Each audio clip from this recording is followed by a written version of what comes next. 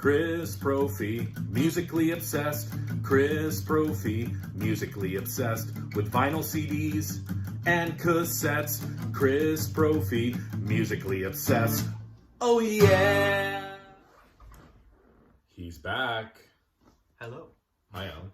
Hello.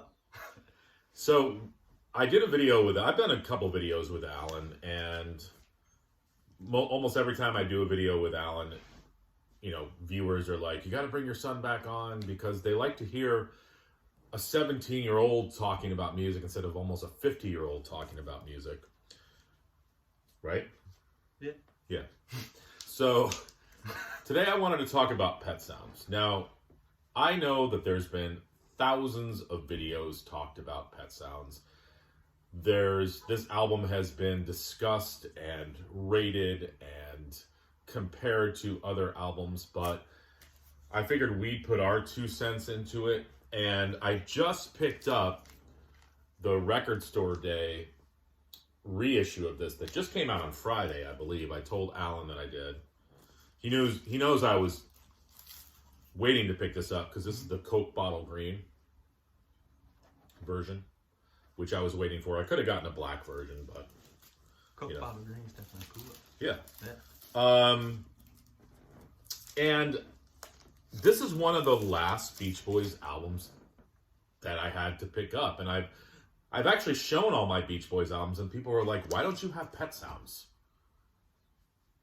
And I think I fell into the contrary club of saying that this album is overrated, and this album is not one of the greatest albums of all time. There are better Beach Boys albums. So I figured we'd kind of come on here and talk about it a little bit, because we both listened to the album this morning a couple times through, and we were discussing it, and I'm like, we should just film this. So I don't know. What are some of your initial thoughts, Alan, about Pet Sounds? Well, I like it a lot. I've heard it before. There are just a few songs. I don't know if I've listened to the whole thing before, but I've listened to it, and they're great songs on it. Some of them they all are very similar instrumentation, and all that, and I like that. So it's kind of got a vibe that goes with it. Like when you listen to it, you can hear that they all kind of really go together.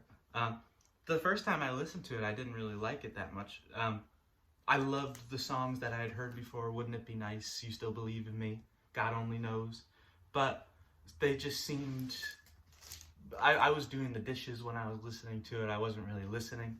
So they kind of all blended together. But listening to it this morning, they're each their own individual idea. And they're great songs. They're very catchy. And you were saying before... Well, we were saying too, well, it's pop music, but not in the sense of traditional pop music. Like we were listening today, like I heard classical music. I heard songs that almost could have been in a movie, like a movie soundtrack.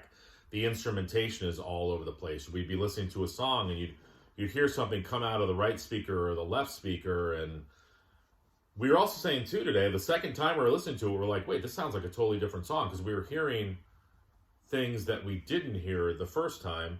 There's surf music in here. The harmonies are intricate. Yeah. There's little random car horns in the background of songs only at the end of it. Yeah. There's a lot of different, there's funny little things in it all the time that you can hear. And and I think they were having fun in the studio, Brian Wilson especially, just kind of trying to push pop music to that next level. And we were talking about, you know, is it an overrated album? Because for a while there, especially if you read Rolling Stone's top 500 albums of all time, I think like it was like Sgt. Pepper and Beach Boys were like 1 and 2 or 2 and 1 or whatever. They were in the top 5. And I think we were both kind of saying maybe it is a little overrated, but in the sense of like putting it so high in the, you know, top albums of all time. But I don't think it's overrated in terms of being influential. I mean, it goes on records. Paul McCartney said that this was the album that influenced them to expand their sound for Sgt. Pepper. So, but I don't know if we should put albums like Sgt. Pepper and Pet Sounds on the highest pedestal. I mean, yeah, they were really, really influential and totally different for the times. And I don't think pop music would have been the same if it weren't for those albums. But then Alan brought up a point. Maybe if Sgt. Pepper wasn't made or Pet Sounds wasn't made, maybe a couple years later somebody would have made an album like that. Yeah, it's these were just our Pet Sounds and our Sgt. Peppers were Sgt. Peppers and Pet Sounds. But if these albums didn't come out, there could have been a later super influential album that maybe came out at some point. But in our universe, these are the ones that we had. It's maybe it's overrated because it's not. I mean, I love all the songs. Maybe it's overrated as it's not the greatest album, but it is I think it is a great album. But it is super influential. Yeah. And that's where it is not overrated. Right. Is this the Beach Boys' greatest album? I don't know. I mean, I like other albums maybe more. I like Sunflower. I like Beach Boys Love You. I like Beach Boys Friends, 2020, Smiley Smile with Heroes and Villains. Good Vibrations is on there as well. I think this is one of those albums you have to listen to all the way through. You know, obviously there are some singles that kind of stand alone. God Only Knows can stand by itself. Sloop John B, and that's another song. Like, let's just take this old folk song from the Bahamas and turn it into a pop single. And they did. You know, they kind of updated the sound a little bit. You know, that just goes to show you, again, the creativity behind Brian Wilson. Is it a tad overrated? As we said, probably yes. But, you know, it is definitely influential. And, you know, I think we should be talking about it as one of the greatest albums. Yeah. That should definitely be in the conversation. Yeah. It's, well, you were saying, too, you wanted to listen to more Beach Boys albums in full. Yeah. Because I've listened to this album and Smiley Smile are the only ones I've listened to in full. But they make me want to listen to more. Because I like it a lot. I like this kind of music. Yeah, because Alan was asking me, he said, well, what other albums do people think are really good albums by the Beach Boys besides Pet Sounds? And I was saying, well, a lot of people point to Sunflower as being a really good album. You know, I know a lot of people like the album Friends. Of course, people like the album Smile. You know, and then maybe one of the earlier albums like Beach Boys Today is usually looked at as a really, really strong record by them. But this is the album that most people think of when they think of the Beach Boys.